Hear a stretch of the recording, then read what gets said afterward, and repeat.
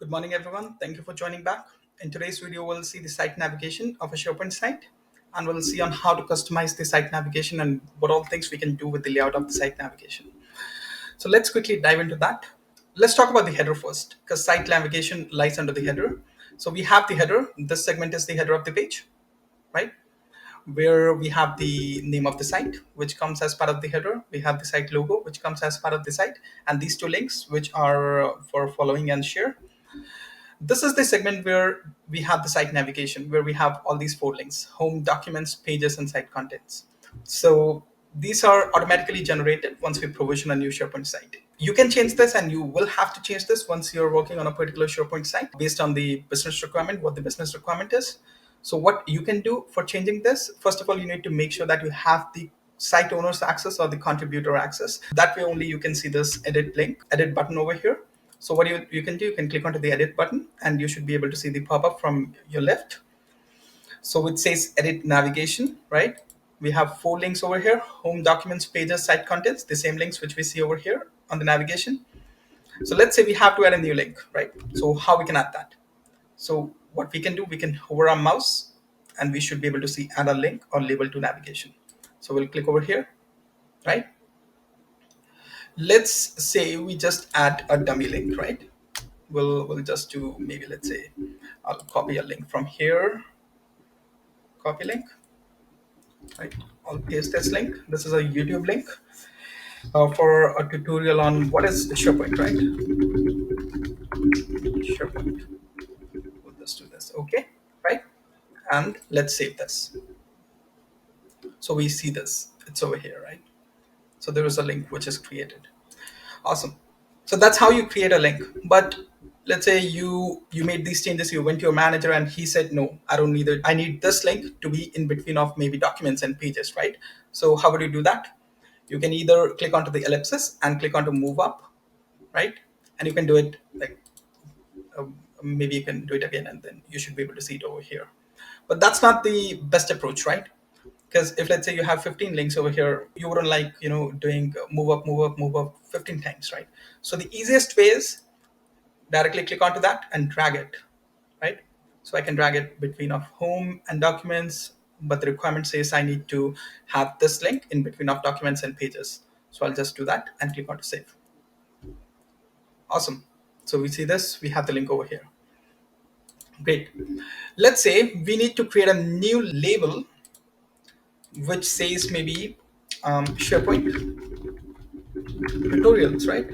That's the requirement. We'll create the label, right? We have this label, SharePoint tutorials. Oh my God. I messed up with the for page tutorials, right? So we'll see that. Let's save that and we see we have the label over here. And once you hover your mouse, there's nothing happening over here.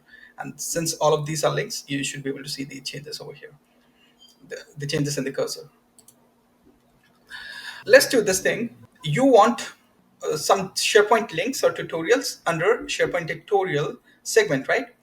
So what we can do, we can move this what is SharePoint to the very bottom, right? So now it's at the very bottom, the very last link, and let's save this.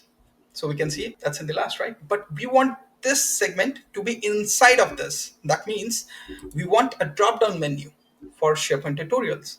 So in that case, what we can do, we can click onto the ellipsis and make this a sublink. So now, as soon as I made this a sublink, you can see there is a little indentation which you can see over here, which means this link lies under this label, right? So that's great to know. Let's quickly save this and see the changes. Awesome. So we see that's the change over here. Let's again edit this and say, first of all, let's rename this and rename this to maybe introduction, right? Awesome. We'll do that. Let's try to add another link, which is maybe for a SharePoint landscape, right? And let me copy that link from my notes. We'll save that, right? So I have two links now over here, right? This one and this one, SharePoint landscape and what is a SharePoint introduction. Let's save that and see, I should be able to see two links over here. What is SharePoint and SharePoint landscape, right? There might be another thing. Let's say there is another link which I see, which I want to add, which is for the difference between flat versus hierarchical SharePoint architecture, right? So we'll say I'll create another link which is for flat versus hierarchical site architecture, right? And we'll say that again, since it's a SharePoint, I don't think we need to write this. And I'll paste that over here, right? And let's save this. Now I see there are three links, right? And if I add the fourth one, you should be able to see the fourth one as well. But let's say you want to add 15 links in here, right? Under SharePoint tutorial, that's not the feasible solution to have this big of the text over here, right?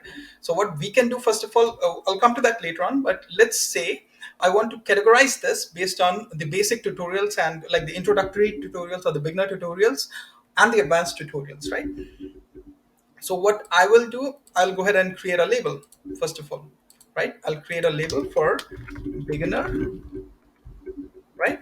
That's the label, and I'll move that inside of SharePoint tutorials drop down we see over here, and we'll move these two videos inside of beginner, right? SharePoint landscape and what is the SharePoint introduction. And let's add another one which is advanced, right? And we'll save it, and let's move that under SharePoint tutorials. Let's quickly see this. Hold on. Here it is. Yes. Okay, so we have advanced over here, and let's move this flat versus hierarchical under advanced, right? So we see this over here, but I want beginner to be first, right? So what we can do, I can click on the beginner, advanced, and move this at the bottom. Now I see there is some indentation issue over here. So this falls under SharePoint tutorial, but this doesn't fall under SharePoint tutorial, right? So for that, I need to move this like this. So let's quickly save it. I can see that we have links created like this. And this is a much better way to create links when you have subgroups. Maybe under SharePoint to have tutorials for beginners, intermediate people, or maybe advanced, or maybe super advanced, or something like that. So you can categorize them based on the labels which you'll create, right? So let's quickly add one more link, which is for maybe team versus communication sites.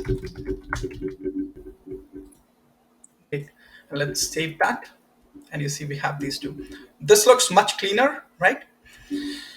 So that's how you add links, right? And if you have to remove something, let's say we just need to remove site contents, right? We can quickly click onto the ellipsis and remove that, right? And it'll be gone from here, the navigation. So we can remove that from here. That's good. Let's talk about the layout of this site navigation. So for that, you need to click onto the settings and then click on to change the look. And then you'll get these four options. And since we're talking about the navigation, we'll click onto the navigation. Currently, mega menu is selected. So that's why you see like these, right? Let's quickly save, make a change to cascading. I'll go ahead and move myself and click on to save. I'll close this and see this is a different layout, right? So it becomes sub drop downs, right? If you want your users to like, it's a one more added step, right? So they'll have to first hover the mouse onto this drop down, then this drop down. It depends on the use case, what the use case is, whatever you like, right? But I like the other one, mega menu. When you have many links, then go with the mega menu one. That's my methodology, right? So we'll click onto navigation and we'll change that to mega menu. And if you have less links, then go with cascading, because mega menu takes lots of space, right? So you see this looks cleaner. So that's how you play around with the layout of the navigation, site navigation.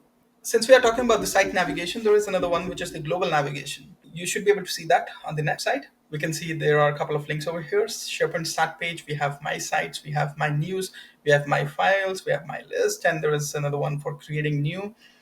So this segment is called the global navigation. And this becomes really handy when you have many different sites to play around with. You can see the list of sites which you have followed. You can see the news in your organization, what's the trending news, and you can see the sites which are recently created and a couple of different things with the global navigation. So yeah, that's about today's video on site navigation. I hope this serves your purpose. And if you have any questions, feel free to comment in the comment section below, and make sure you like and subscribe the video. And if you have any questions, feel free to reach out. Thank you so much.